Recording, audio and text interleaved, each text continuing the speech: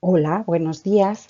o buenas tardes según la zona desde os encontréis cada uno, pero de cualquier forma, sentíos todos bienvenidos y agradecer vuestra participación en este nuevo webinar organizado por Citognos. Mi nombre es Ana Rodríguez y trabajo en Citognos como jefe de ventas nacional. En este webinar titulado Valor clínico de la evaluación de enfermedad residual en mieloma múltiple,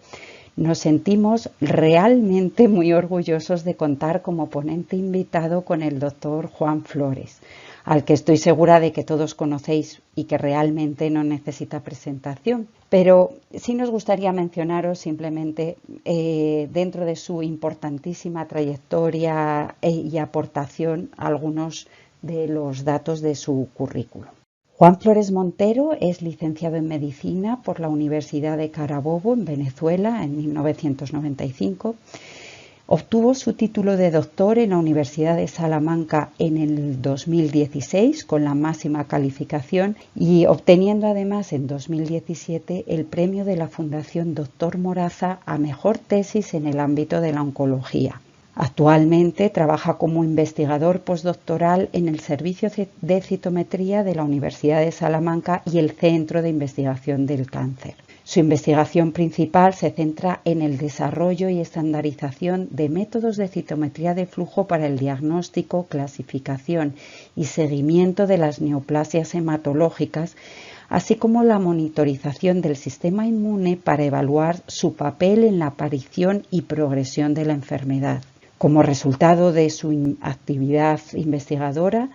es coautor de más de 40 publicaciones en revistas internacionales con un índice H de 19 y más de 2.288 citas. Es además inventor de 3 patentes. Juan es miembro del consorcio Euroflow, donde es responsable del área de screening de síndromes linfoproliferativos crónicos, del diagnóstico, clasificación y seguimiento de neoplasias de células plasmáticas y del seguimiento de la leucemia linfocítica crónica. También es miembro activo de la Sociedad Ibérica de Citometría, o la SIC, y actual miembro de la Junta Directiva de la Sociedad Europea de Análisis Clínico Celular, o ESCA. Con esta impresionante trayectoria y contribución al avance científico, no cabe sino agradecer encarecidamente su participación en este webinar y cederle humildemente la palabra. Buenas tardes a todos, muchísimas gracias por esa amable introducción. Es para mí un placer poder estar aquí con todos vosotros. Quiero comenzar expresando mi agradecimiento a Citognos por su amable invitación a participar en esta serie de seminarios. En el seminario que nos ocupa esta tarde vamos a discutir durante los próximos minutos cuál es el valor clínico actual de la evaluación de la enfermedad mínima residual en mieloma múltiple, cómo hacemos la metodología que tenemos disponibles para llevar a cabo esta tarea y echaremos un vistazo a qué es lo que puede estar por venir en nuevas aplicaciones que pudieran estar cercanas a incorporarse a la práctica clínica más habitual. Durante la presentación también en algún momento resaltaremos y comentaremos sobre algunos aspectos que continúan siendo controversiales en este tema. Espero que disfrutéis de la presentación y que os sea de utilidad. Antes de seguir adelante, en la pantalla podéis observar mi diapositiva de conflicto de intereses. Bueno, para situarnos todos en antecedentes y como introducción, pues solamente recordar que el mieloma múltiple es una enfermedad caracterizada por la proliferación y acumulación de células plasmáticas en médula ósea, pero que esta acumulación también puede ocurrir en otros tejidos, por la detección de un componente monoclonal que no es más que el producto de esas células plasmáticas clonales, y por la aparición de manifestaciones clínicas que son consecuencias de los dos aspectos anteriormente mencionados. Adicionalmente a estos parámetros que constituyen los parámetros principales para establecer el diagnóstico, dispondremos de otros parámetros y otras investigaciones que van a ayudar a completar el estudio de diagnóstico, a dimensionar el alcance que ha llegado a tener la enfermedad de nuestro paciente y también a definir pacientes en diferentes grupos de riesgo con perfiles diferentes. Una vez establecido el diagnóstico, tendremos que planear una intervención terapéutica que no tendrá otra intención que modificar el curso natural de la enfermedad para poder brindar a nuestros pacientes una mejor sobrevida, prolongar esa sobrevida y además ofrecerles potencialmente una cura. Si hablamos específicamente de la terapéutica, Todos sabemos que durante los últimos años, en la última década particularmente, esto ha sido un campo con muchísima actividad y que de consecuencia de esa actividad hemos multiplicado el número de drogas disponibles para poder hacer frente al mieloma múltiple. Gracias a una mejor comprensión de la biología de la enfermedad, hemos podido evolucionar desde la utilización exclusiva de los agentes clásicos a incorporar nuevos representantes de esas mismas familias de agentes clásicos o incluso incorporar nuevos agentes con mecanismos de acción que hasta hace relativamente pocos años eran completamente desconocidos por nosotros. Aunque muchas de estas sustancias al principio se plantean como para ser utilizadas como agentes únicos, en realidad sabemos que en la actualidad cualquiera de los esquemas terapéuticos involucra la utilización de dos o más drogas en conjunto. Pero, ¿cuáles y cuántas drogas se van a utilizar en conjunto? ¿Cómo se van a poner a trabajar al mismo tiempo? Las dosis, el número de ciclos que van a recibir, etcétera, es un campo muy heterogéneo y hay múltiples opciones. Así que las decisiones que se refieren exactamente a cuál es el esquema terapéutico que voy a aplicar en mis pacientes van a depender de muchísimos factores. Los primeros, por supuesto, dependientes directamente del paciente. En segundo lugar, de la enfermedad propiamente dicha y de cómo se está comportando en nuestro paciente, pero también de cosas como si el paciente es un paciente que no ha recibido tratamiento en la anterioridad o que ha sido expuesto a alguna otra línea de tratamiento. Cualquier estrategia que seleccionemos tiene la intención de conseguir la respuesta más eficaz y de que esa respuesta sea lo más persistente posible en el tiempo. Aunque las diferentes estrategias que se están estudiando, que se han estudiado y que se están estudiando aún en la actualidad, tienen diferentes efectos, progresivamente por la asociación de las nuevas drogas hemos ido mejorando los resultados de nuestros tratamientos y en consecuencia un número cada vez mayor de pacientes alcanza niveles profundos de respuesta, lo que conocíamos como respuesta completa. Pero todos sabemos que dentro de este grupo de pacientes de respuesta que llamamos de respuesta completa se encuentran diferentes grupos. Esto es un grupo heterogéneo con diferentes comportamientos de la enfermedad y que dentro de este grupo, aun cuando hasta hace relativamente poco era conocida como la mejor respuesta que se podía alcanzar, dentro de este grupo todavía existe un grupo de pacientes que va a recaer. Ambas cosas, el hecho de que el número de pacientes que alcanzan respuestas profundas se encuentre en aumento y el hecho de que esos pacientes, dentro de ese grupo de pacientes todavía haya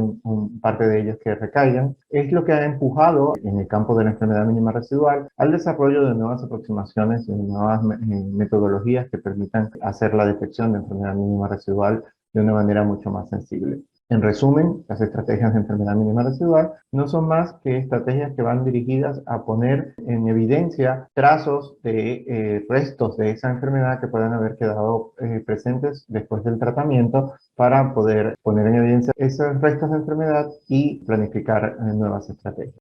En 2016, la Fundación Internacional de Mieloma, a través del grupo de trabajo de mieloma múltiple, redefinió cuáles eran los criterios para evaluar la respuesta a tratamiento aún más profunda que fuera más allá de la remisión completa o de la remisión completa estricta. Entre los cambios más importantes de esta nueva clasificación se incluyeron las metodologías que desde ese momento se entienden como las metodologías que pueden brindar mayor sensibilidad para hacer estas determinaciones y se indicó también cuáles eran las metodologías de referencia, se introdujo cómo iban a ser interpretados los resultados y se estableció un marco común de información para poder compartir y comparar los resultados de los ensayos clínicos. Es conveniente resaltar en este momento que dentro de esta nueva clasificación, cuando se hizo la modificación de los criterios, se incluyen metodologías como por ejemplo la citometría de flujo de nueva generación y la secuenciación masiva, que están dirigidas a poner en evidencia los trazos estas de enfermedad después del tratamiento, la enfermedad mínima residual dentro de la médula ósea, y que luego hay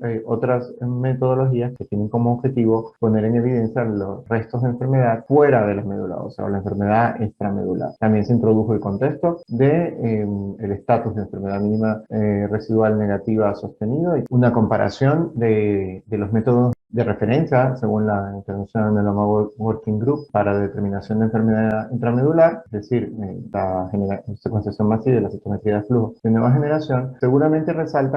sus características distintivas y donde cada una de ellas tiene sus puntos fuertes y sus puntos débiles. El mensaje que yo quiero transmitir en este momento y con esta diapositiva es que ambas tecnologías son extremadamente eficientes, que permiten una identificación de enfermedad mínima residual con muy alta sensibilidad. Algunas de las diferencias más evidentes está cuando comparamos, por ejemplo, para la citometría de flujo de nueva generación, cuando comparamos su disponibilidad, su aplicabilidad, resalta, y el tiempo que se requiere para generar los resultados. Mientras que si lo vemos desde el punto de vista de la generación masiva, uno de sus puntos más fuertes está relacionado con su alta sensibilidad, que hasta hace relativamente poco se entendió siempre como superior a la sensibilidad que podía presentar los métodos de citometría de flujo. De cualquier manera, resalto de nuevo que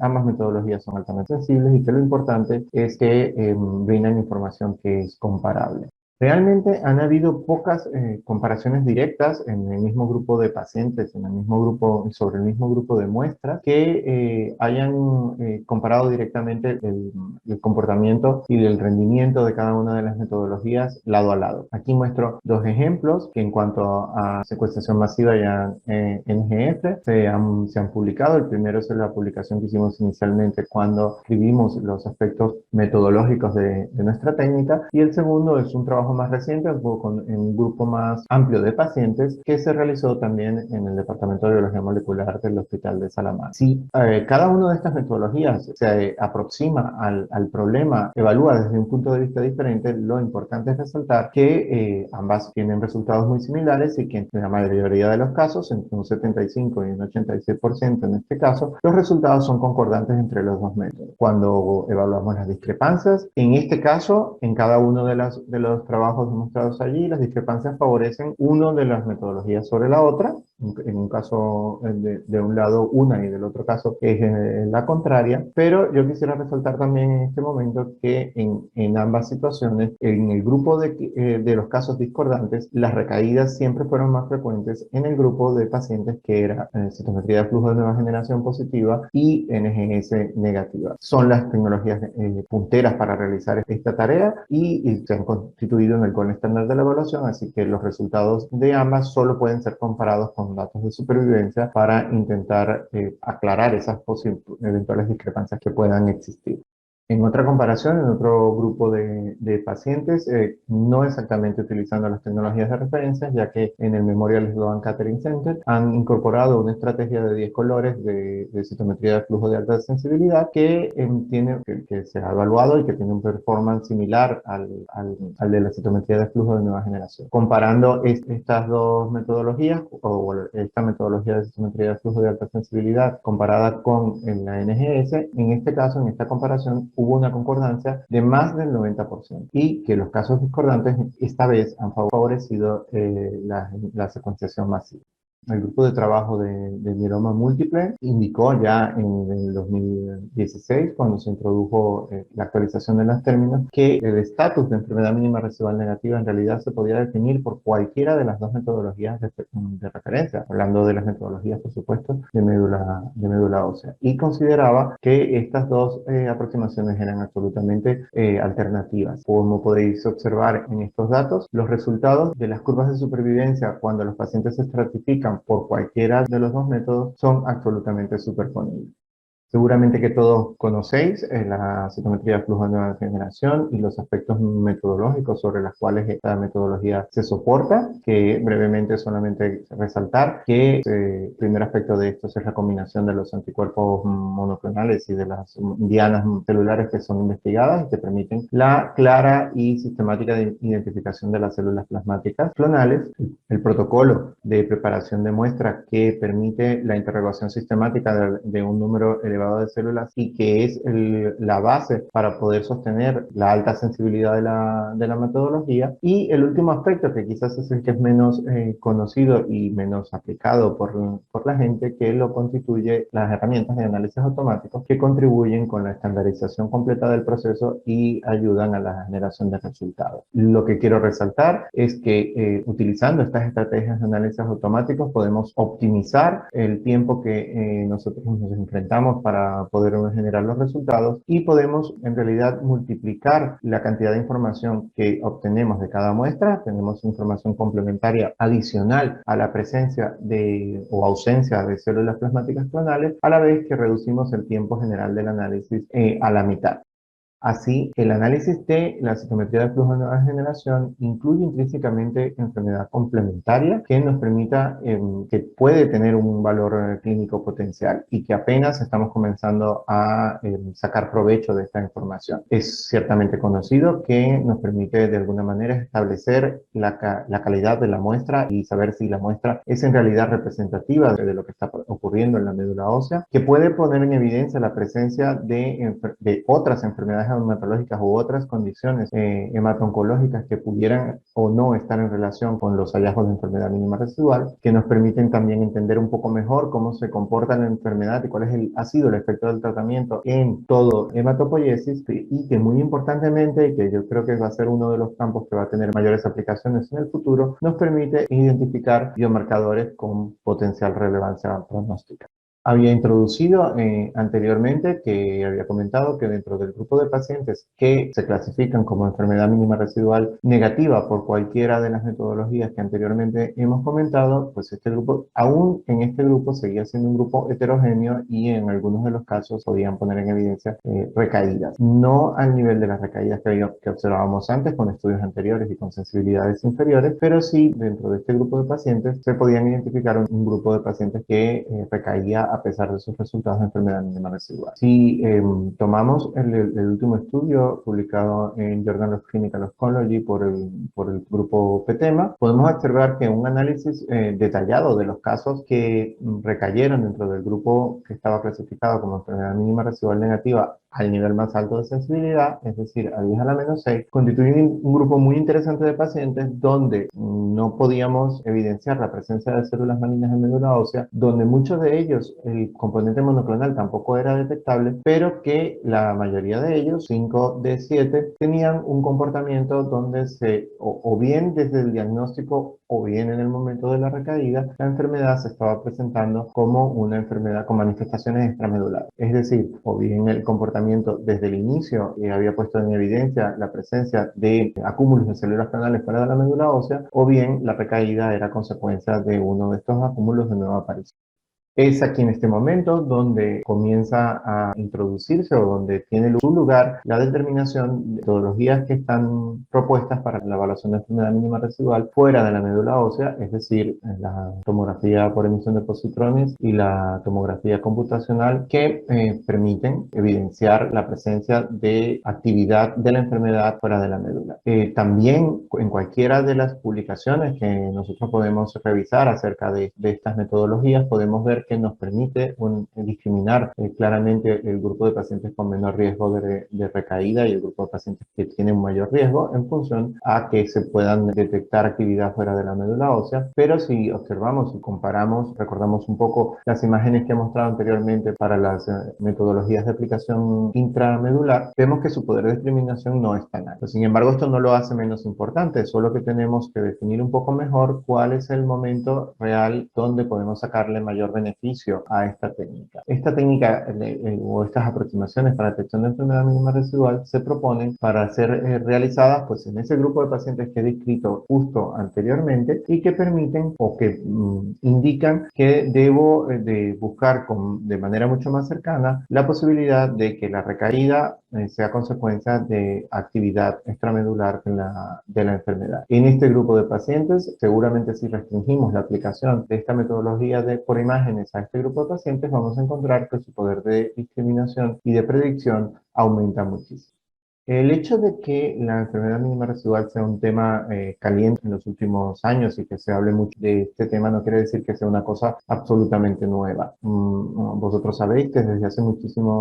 casi 2 décadas, desde el 2002, empezaron a publicar los trabajos en paralelo del grupo español y del grupo británico acerca de los resultados sobre la enfermedad mínima residual. Así que tenemos una historia de más de 20 años de información en relación con la enfermedad mínima residual. Es cierto que en este momento esas evaluaciones se realizaban con técnicas muchísimo menos sensibles que las actuales, pero que históricamente cualquiera de esas evaluaciones y cualquier publicación que nosotros encontremos que haya evaluado la utilidad de la mínima residual realmente apunta en la misma dirección. A pesar de toda esta información y de la evidencia acumulada que se ha agrupado durante los últimos años, la utilidad de la aplicación y investigación sistemática de la enfermedad mínima residual en los pacientes con tratamiento aún genera discusión en reuniones médicas. Hay muchísimos trabajos de investigación, metaanálisis, ensayos clínicos que están actualmente desarrollándose o incluso algunos que ya comienzan a estar cerrados, que tienen dentro de sus objetivos principales, entre otros por supuesto, terminar de soportar o de apoyar la utilización sistemática de la determinación de enfermedad mínima residual. Así que la primera pregunta que quizás tenemos que responder para poder establecer cuál es el justo lugar para las determinaciones de enfermedad mínima residual es entender si seguir utilizando los criterios anteriores a las modificaciones de 2016 es suficiente. Es decir, si es suficiente que alcancemos el estatus de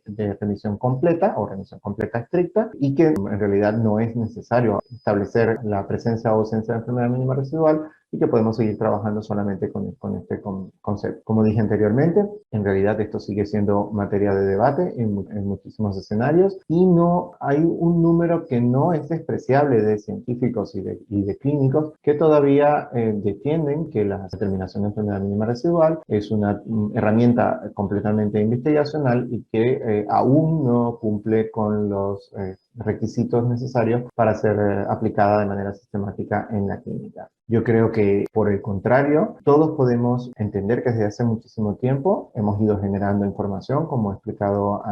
anteriormente, que relacionan la presencia o ausencia de enfermedad mínima residual con diferentes perfiles de riesgo, pero que este poder de discriminación que tiene la determinación de enfermedad mínima residual es superior al poder de discriminación de los criterios anteriores, es decir, a la definición del estatus de remisión completa. Como había dicho anteriormente, los pacientes que alcanzan remisión completa cada vez pertenecen a un número mayor, lo que ha causado que inevitablemente se vuelva un grupo más heterogéneo. Y lo importante a desarrollar es que no importa cuál metodología estemos utilizando, ni cuál nivel de sensibilidad estemos utilizando para evaluar la enfermedad mínima residual, dentro del grupo de pacientes que alcanzan remisión completa, todavía podemos discriminar claramente dos grupos con riesgo pronóstico diferentes en base a la definición de su estado de enfermedad mínima residual. Es decir, que aún en todos esos grupos de pacientes, aunque hayan alcanzado todos ellos y cumplan los criterios completos de remisión completa, dentro de ellos va a haber un grupo de pacientes en función de sus hallazgos de enfermedad mínima residual que tenga un riesgo aumentado de recaer. Es decir, para fijar la idea, que llegar al estatus de remisión completa, pero sin alcanzar enfermedad mínima residual, es casi tan malo como llegar o no llegar a alcanzar el estatus de remisión completa, como podéis ver en estos trabajos de Journal Clinical Oncology de 2011 y que han sido recientemente renovados, una publicación mucho más reciente de fines del año pasado, donde se reevaluaron todos los criterios anteriores para establecer la calidad de la respuesta y si esos criterios seguían siendo reproducibles y si esos criterios seguían teniendo el poder de resolución que se les ha atribuido ya desde hace más de 10 años. En realidad lo que vino es a demostrar esa publicación adicional o de manera complementaria a la que tenéis en la pantalla, lo que vino a demostrar que esos criterios se han vuelto relativamente insuficientes y que claramente el poder de discriminación de la detección de enfermedad mínima residual es superior. De hecho, la detección de enfermedad mínima residual, el poder de discriminación, sobrepasa al poder de discriminación que pueda tener cualquiera de las clasificaciones de riesgo que podamos establecer en el paciente. La lectura, que lo vamos a ir viendo desde diferentes puntos de vista en el resto de la presentación, es que cualquiera de los riesgos atribuibles o de la clasificación de los pacientes en cualquiera de los grupos de riesgo que se pueden atribuir en base a biomarcadores, al diagnóstico que podemos observar en ellos, pierde su capacidad de discriminación discriminación si el paciente alcanza el estatus de enfermedad mínima residual negativa. Cualquier paciente que alcance el estatus de mínima residual negativa, independientemente de que pertenezca a cualquiera de los grupos de alto riesgo, va a tener un comportamiento similar a los pacientes que pertenecen a grupos de riesgo inferior. Sin embargo, resalto desde una vez, y lo vamos a ir observando en el resto de la presentación, que una vez que el estatus de enfermedad mínima residual negativa no es alcanzado por esos pacientes, o sea que tenemos enfermedad residual positiva, el poder de discriminación de estos biomarcadores o de estos indicadores se retiene y sigue discriminando grupos que, aunque van peor que los que han llegado a alcanzar el estatus de mínima residual negativa, pues sí que hay diferencias entre ellos, ¿no? De hecho, como dije anteriormente, hay una gran cantidad de evidencia acumulada que muestra que la enfermedad mínima residual tiene un impacto directo, siempre en el mismo sentido, sobre los criterios clásicos o la manera clásica de evaluar la efectividad del tratamiento, que no son más que la prevención libre de enfermedad y la supervivencia global. Y como dije anteriormente, resalto que esto es independiente de la metodología que hemos usado e incluso comparando metodologías que tienen un desempeño muy diferente y unos niveles de sensibilidad muy diferentes. Hay metaanálisis en la pantalla, estoy mostrando las más importantes, que ponen en evidencia esta relación utilizando el conjunto y el poder estadístico de los metaanálisis, utilizando en conjunto múltiples publicaciones que describen el mismo aspecto y que son intrínsecamente heterogéneas entre sí, y poniendo en conjunto también la información proveniente de muchísimos pacientes a la vez. Como un ejemplo, vemos un poco más detalle el último metaanálisis que mostré en la diapositiva anterior, que en realidad es un metaanálisis que es más extenso y que incluye la mayor cantidad de pacientes. Así que en este metaanálisis que apunta en la misma dirección, viene en realidad a apoyar todavía más la incorporación de la utilización sistemática de la detección de enfermedad mínima residual. Quisiera resaltar de nuevo que la enfermedad mínima residual es un factor de riesgo independiente y que es independiente también de el nivel de sensibilidad que utilicemos, la metodología que apliquemos, el grupo de riesgo que se estableció al diagnóstico donde hagamos la medición, la respuesta previa que haya podido tener el paciente o incluso cualquier momento de la evaluación. Es decir, que nuestros pacientes, en resumen, lo mejor que puede ocurrir para ellos y que les va a, de alguna manera, a colocar en las mejores de las circunstancias es alcanzar niveles de enfermedad mínima residual negativa. Pero aunque todo esto, por supuesto, es cierto, tenemos que tener cuidado con las interpretación. Es decir, si ponemos atención a la diapositiva que mostré anteriormente y a lo que he comentado hasta ahora, parece que estuviese aceptando que bastaría con decir si la enfermedad es positiva o es negativa para tener, digamos, todos los beneficios de alcanzar el estatus de enfermedad mínima residual negativa. Pues esto no es exactamente así, sí tenemos que mirar las cosas con un poco más de detalle y, por supuesto, el nivel de sensibilidad que debemos alcanzar está directamente relacionado con ese poder de discriminación o de mayor discriminación de los pacientes que tienen un mejor perfil de riesgo. Si decidimos ir a diferentes niveles de determinación, como podemos ver en esta diapositiva, vamos a fijarnos en la última columna de consolidación, vemos que dependiendo del nivel de positividad que elijamos, vamos a tener una mayor cantidad de pacientes positivos, lo que visto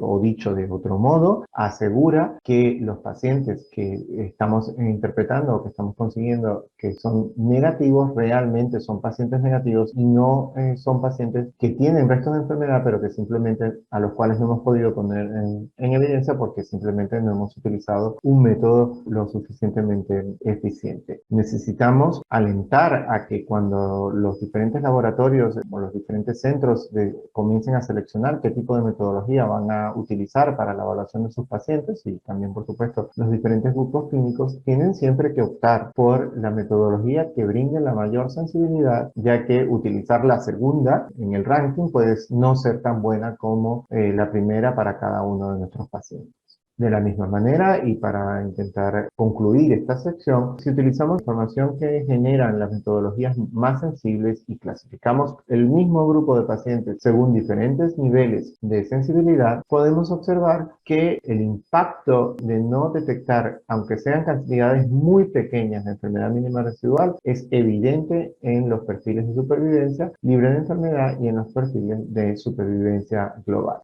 Otro de los conceptos que quiero resaltar en este momento es el concepto de riesgo dinámico, que es consecuencia de lo que hemos ido introduciendo anteriormente. Como he mencionado en varias de las diapositivas anteriores, por ejemplo, si utilizamos en este momento la clasificación de riesgo inicial de nuestros pacientes en base a su perfil citogenético, los pacientes que tienen una citogenética entendida como una citogenética de alto riesgo, si alcanzan enfermedad mínima residual, en realidad se comportan igual que los pacientes de bajo riesgo que alcanzan el estatus de enfermedad mínima residual negativa. Aunque lo contrario también ocurre, el impacto no es tan evidente como este que acabo de explicar, es decir, los pacientes de bajo riesgo que no llegan a alcanzar el estatus de enfermedad mínima residual negativa se comportan peor que los pacientes de alto riesgo que han alcanzado el estatus de enfermedad mínima residual negativa. Y como podéis ver ahí, una vez más resaltaré que el grupo de pacientes enfermedad mínima residual negativa es muy homogéneo y es independiente de la citogenética de alto riesgo, pero que en el grupo de los pacientes de enfermedad mínima residual positiva, el hecho de tener una citogenética de alto riesgo o no, realmente discrimina un grupo que tiene un comportamiento, un perfil de riesgo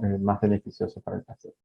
Pero además podemos utilizar la enfermedad mínima residual para hacer otro tipo de comparaciones y para que nos brinde otro tipo de información. Por ejemplo, en esta diapositiva podéis observar cómo comparamos diferentes regímenes de inducción o combinaciones de anticuerpos de inducción y cómo podemos observar que en la última columna el resultado de utilizar bortezomib-talidomida y dexametasona en cuanto a compararlo con cualquiera de los otros regímenes es muchísimo superior a los resultados de los regímenes que se están comparando. En este momento nos referimos al número de pacientes que alcanzan los niveles más profundos y alcanzan el estatus de enfermedad mínima residual negativa. Por supuesto, una vez establecido esta ventaja numérica, estrictamente numérica hasta este momento, eso tiene su traducción posterior en los perfiles de supervivencia. Pero los perfiles de supervivencia, como todos entenderéis, requieren de que pase el tiempo suficiente para poder establecer y poner en evidencia las ventajas reales de un régimen sobre otro. Es decir, hubiéramos tenido que esperar todo el tiempo de seguimiento de estos pacientes para poder llegar a observar ese incremento en el beneficio que daba este régimen de tratamiento. Así que si no tuviéramos la enfermedad mínima residual, inevitablemente hubiese pasado muchísimo tiempo antes de que pudiéramos obtener este resultado, y esto constituye uno de los puntos más fuertes que respaldan la posible utilización de la enfermedad mínima residual como sucedáneo, como indicador alternativo de supervivencia para ser utilizado en los ensayos clínicos y poder obtener los resultados de una manera muchísimo más rápida. De la misma manera nos permite evaluar la información de la enfermedad mínima residual, nos permite evaluar el impacto de intervenciones terapéuticas específicas. Esta publicación es relativamente reciente, europea de mieloma y en el ensayo clínico HOVON, y ellos querían aclarar cuál era el efecto de la inclusión o de la utilización de una etapa de consolidación después de la inducción y la intensificación. Los estudios de enfermedad mínima residual solo se realizaron en un grupo de pacientes luego de la segunda randomización del ensayo. Y los resultados muestran que ciertamente había un efecto neto en el grupo total de pacientes, en los pacientes en los cuales se aplicaron o se incluyó la etapa de consolidación en ellos, pero que cuando si estratificamos los pacientes según su estado de enfermedad mínima residual, vimos cómo alcanzar el estado de mínima residual negativa una vez más sobrepasa el efecto de haber recibido o no la terapéutica, el esquema adicional de consolidación en su tratamiento. Una vez más también, si nos quedamos con el grupo de pacientes que son enfermedad mínima residual positiva, vemos que el efecto de utilizar la consolidación persiste en ese grupo de pacientes y que los pacientes que han recibido esta terapéutica de esta manera tienen un perfil más beneficioso. Otro de los conceptos que se incluyeron en la clasificación o en la definición de los criterios de International Myeloma Working Group en 2016 está relacionado con el valor de mantener el estatus o conservar el estatus de enfermedad mínima residual durante un tiempo prolongado. En la práctica, la mayoría de los datos que hemos dado hasta ahora la mayoría de los datos que se generan hasta este momento se basan en la cuantitativa cuantificación de la enfermedad mínima residual en un solo momento. Más recientemente, los estudios han estado dirigidos o han considerado también incorporado este tipo de investigaciones en ellos y se está generando muchísima información acerca de valor de mediciones consecutivas. Recientemente, en esta publicación del doctor Martínez López en el Hospital 12 de Octubre en Madrid, han podido discriminar 3 grupos con perfiles de riesgo diferentes según el comportamiento que tengan la medición del perfil de enfermedad mínima residual cuando este se ha determinado en varios puntos sucesivos en el tiempo. Al menos para mí no es muy sorprendente que el grupo de pacientes que presentan mejor perfil de riesgo es el grupo de pacientes el cual se mantuvo siendo enfermedad mínima residual en todas las mediciones o que sus niveles de enfermedad mínima residual fueron disminuyendo progresivamente en el tiempo, en contraste con aquellos pacientes en que nunca llegaron a alcanzar ese estatus o sus niveles de enfermedad fueron aumentando progresivamente en el tiempo. En el mismo sentido, los resultados del ensayo Alcione muestran una mejor supervivencia que se observa, también respaldan en los pacientes que son enfermedad mínima residual negativa, pero que es aún mejor en aquellos que por supuesto han mantenido y han conservado ese estatus durante 12 meses, independientemente, y este beneficio es independiente de cualquiera de los plazos de tratamiento en los cuales esto ha sido evaluado. En el grupo de los pacientes que no alcanzan enfermedad mínima residual positiva, esto, por supuesto, se asocia con una progresión libre de enfermedad y una supervivencia global menor, pero que los pacientes que han recibido daratumumab muestran una ventaja adicional sobre el grupo de pacientes que no lo ha recibido. 2 estudios adicionales que han descrito comportamientos y perfiles similares, los estudios de Paulus y de Castor, que han evaluado la persistencia del estatus de enfermedad mínima residual durante 12 meses y han determinado que el mantener esta negatividad durante este tiempo tiene un impacto evidente sobre la progresión libre de enfermedad. Este estudio también demostró, en este caso, que los regímenes de tratamiento que incluían daratumumab dentro de las drogas que se estaban utilizando, en este grupo de pacientes, en este brazo del tratamiento, alcanzar y mantener estos niveles de enfermedad negativa durante este tiempo ocurría con mucha mayor frecuencia. Finalmente, este estudio, que es un estudio fase 2 de un solo centro, en el cual están evaluando la efectividad de un mantenimiento continuado con lenalidomida, han evaluado la persistencia de enfermedad mínima residual ya durante 2 años. Y por supuesto, confirman los resultados que se habían apuntado anteriormente, es decir, que los pacientes que conservan este estatus de enfermedad mínima residual durante 2 años tienen un mejor perfil, un perfil prácticamente ausente de recaídas, que esos pacientes que se han positivizado o que nunca han alcanzado dicho estatus. Pero, ¿cuándo debemos de medir la enfermedad mínima residual? La mayoría de los ensayos clínicos que están actualmente en funcionamiento comparten un esquema genérico que es el que pongo en la pantalla, donde se incluyen los diferentes pasos, es decir, inducción, trasplantes, si el paciente cumple con los criterios para poder recibir ese tipo de tratamiento, consolidación y mantenimiento en algunos de los ensayos y luego, pues, más allá, un seguimiento más prolongado. La investigación de la enfermedad mínima residual, por supuesto, se realiza siempre que se decide evaluar la calidad de la respuesta que se ha obtenido y que de manera más homogénea se realiza en la mayoría de los ensayos posterior a la inducción y posterior al trasplante. Pero más allá de esos 2 puntos, en realidad se convierte muchísimo más heterogéneo y cada uno de sus ensayos clínicos pues define diferentes puntos de investigación. En la vida real, la mayoría de los grupos clínicos aún no utilizan la determinación de enfermedad mínima residual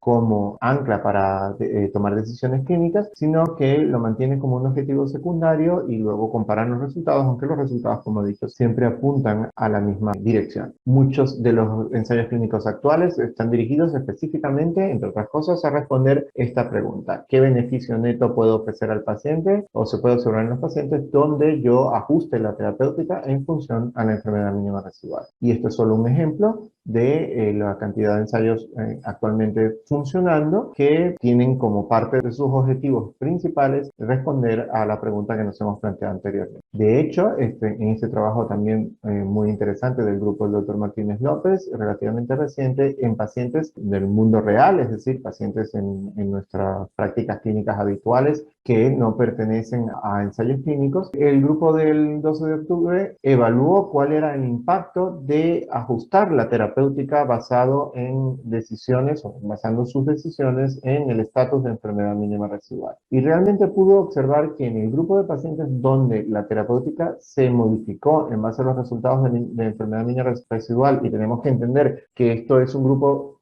altamente heterogéneo, donde ni siquiera se está hablando específicamente de cuál fue el cambio, sino del hecho de que se introdujera el cambio o no. Este grupo de pacientes en donde se ajustó el tratamiento según estos resultados presentó un perfil de supervivencia muchísimo más beneficioso que los pacientes en los que no hubo ningún cambio ni ninguna decisión en base a los resultados de enfermedad mínima residual. Pero una vez más, y resaltando el poder de discriminación de la enfermedad mínima residual, en los pacientes que eran enfermedad mínima residual negativos, aunque se introdujera un cambio y aunque podéis observar que hay una tendencia a que va mejor el grupo en el que se hizo un cambio versus el grupo en el que no, estas diferencias no fueron lo suficientemente fuertes como para alcanzar una significancia estadística. Sin embargo, en este caso, en el grupo que eran enfermedad mínima residual negativa, sí que vemos un beneficio neto en la supervivencia libre de enfermedad para esos pacientes en los cuales se ajustó la terapéutica según o y de acuerdo a los resultados de enfermedad mínima residual.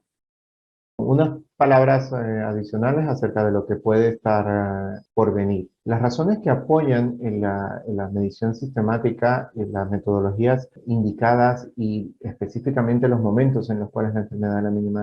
enfermedad mínima residual tiene que ser evaluada, todavía son sujeto de algunas discusiones y si estos aspectos tienen que ser definidos claramente antes de que haya la traslación completa y la incorporación completa de estas mediciones en la práctica clínica habitual, en la indicación completa de estas mediciones en la práctica clínica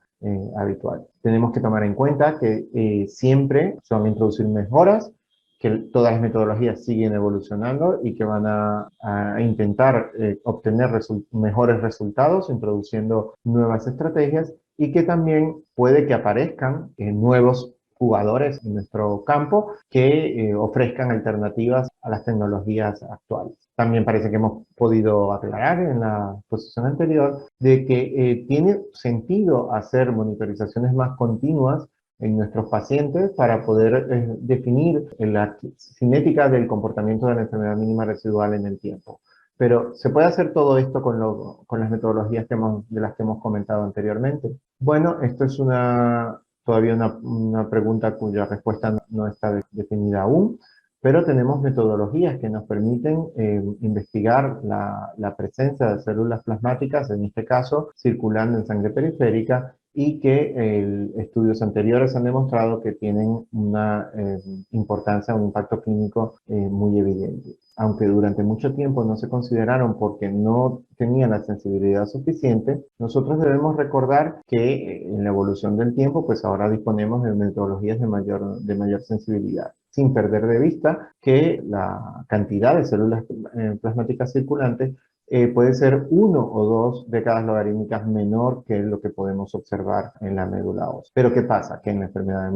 en la médula ósea nosotros sabemos que el mieloma múltiple es una enfermedad que puede tener una infiltración de tipo parchada y que cabe la posibilidad teórica de que nosotros estemos realizando nuestra función en un sitio que no sea representativo de lo que está ocurriendo en nuestro individuo. Por supuesto, una aspiración de médula ósea es un procedimiento invasivo y doloroso para los pacientes y además las aspiraciones de médula ósea no permiten una determinación exacta de la carga tumoral real que puede tener nuestro paciente y está sujeta a posibles modificaciones por hechos, por ejemplo, como por la hemodilución. Así que nos podemos preguntar o nos podemos plantear si en realidad es la sangre periférica el tejido que podemos utilizar para hacer este seguimiento más frecuente de la enfermedad mínima residual. Bueno, sabemos que nosotros, dependiendo de la metodología que utilicemos y de la sensibilidad de la metodología que utilicemos, podemos detectar la presencia de células plasmáticas circulantes en virtualmente la totalidad de los estadios más avanzados de la enfermedad al momento del diagnóstico. Y que esa información al diagnóstico y la cuantificación exacta de los niveles de células plasmáticas tumorales circulantes tiene una relevancia clínica evidente que nos permite, por un lado, por ejemplo, diferenciar los pacientes, hacer el diagnóstico diferencial entre los pacientes con gammopatía monoclonal significado incierto y estadios más avanzados de la enfermedad, Waldenström múltiple myeloma y múltiple myeloma, que nos ayuda a detectar los pacientes que tienen MGUS y que tienen un perfil de un riesgo incrementado a progresar de manera más rápida a estadios más avanzados, y que también nos permite discriminar dentro de los pacientes con mieloma pacientes que tienen un comportamiento mucho más agresivo de la enfermedad. ¿Podemos utilizar entonces esta metodología para hacer seguimiento de los pacientes en médula ósea? Bueno, hay un porcentaje de pacientes que tienen enfermedad en la médula ósea, tienen enfermedad persistente en la médula ósea, pero que no tienen evidencia de células circulantes. Pero que si observamos estos mismos datos desde otro punto de vista o de otra perspectiva, podemos decir que las células plasmáticas circulantes están presentes en la sangre periférica siempre que la médula ósea sea realmente positiva. ¿Cómo podemos utilizar entonces esta información? Cuando consideramos únicamente el valor predictivo y la resolución pronóstica que tiene la presencia de células plasmáticas tumorales circulantes, su presencia se asocia con un riesgo incrementado de recaída, como podéis ver en la esquina superior izquierda de la pantalla. También pudimos demostrar que aún en los pacientes que tienen la médula ósea positiva, es decir, que tienen presencia de enfermedad mínima residual, el hecho de tener células plasmáticas circulantes describe un perfil de pacientes con un riesgo de pronóstico inferior a los pacientes que tienen la médula ósea positiva, pero que en los cuales no se puede detectar células plasmáticas circulantes. Así que, per se, esto tiene una implicación pronóstica también propia. Y finalmente, en el grupo de pacientes en los cuales se detectan células plasmáticas circulantes, los resultados de la inmunofijación en suero realmente no aportan información adicional. De hecho, el grupo de la doctora Francesca Gay ha propuesto unos modelos de evaluación de enfermedad mínima residual, incluyendo ya las nuevas tecnologías y basándose en la presentación clínica inicial de los pacientes al diagnóstico. Según los pacientes tengan enfermedad medular exclusivamente, pacientes con lesiones extramedulares o pacientes en los que desde el diagnóstico pudimos detectar células plasmáticas circulantes. En este caso, lo único que quiero resaltar es que está incluido ya las nuevas metodologías según las indicaciones de la IMF y del International Myeloma Working Group del 2016, pero resaltar que la citometría de flujo de nueva generación tiene una posición preponderante y que también se propone el inicio de la estrategia de seguimiento con una determinación y una cuantificación de las células plasmáticas circulantes en sangre periférica. Debéis de haber notado que en la última diapositiva una nueva metodología estaba incluida en esa lista de opciones para nuestro seguimiento y que ha llamado muchísimo la atención en los últimos años, y que me estoy, por supuesto, refiriendo a la espectrometría de masas. Realmente la espectrometría de masas es una metodología muy prometedora, que es relativamente fácil de implementar y de realizar, y que incrementa significativamente la sensibilidad que tenían las metodologías clásicas para la detección del componente monoclonal, lo cual ha trasladado la determinación o el seguimiento de los pacientes en base al componente monoclonal desde el diagnóstico y los criterios clásicos de definición de respuesta hasta los niveles de enfermedad mínima residual. Algunos estudios que comparan los resultados de la espectrometría de masas con otras metodologías para determinar la enfermedad mínima residual apenas se están generando, y se comienzan a compartir los resultados, particularmente en las reuniones científicas. De hecho, en la última reunión de la Sociedad Americana de Oncología Clínica, el grupo de la doctora Puig de aquí en Salamanca y sus colaboradores pudieron mostrar los resultados en pacientes pertenecientes al ensayo GEM 2012 de menos de 65 años, en los cuales compararon los resultados de la espectrometría de masa en seguimiento versus los resultados de Next Generation Flow en los momentos en los cuales la evaluación de la enfermedad mínima residual se realizaba por Next Generation Flow. Los resultados son altamente comparables. La mayoría de los pacientes son concordantes entre ambos métodos, un 80%, solo un 20% de los pacientes son discordantes, y la mayoría de las discordancias favorecían en este caso pacientes con un perfil Next Generation Flow Positive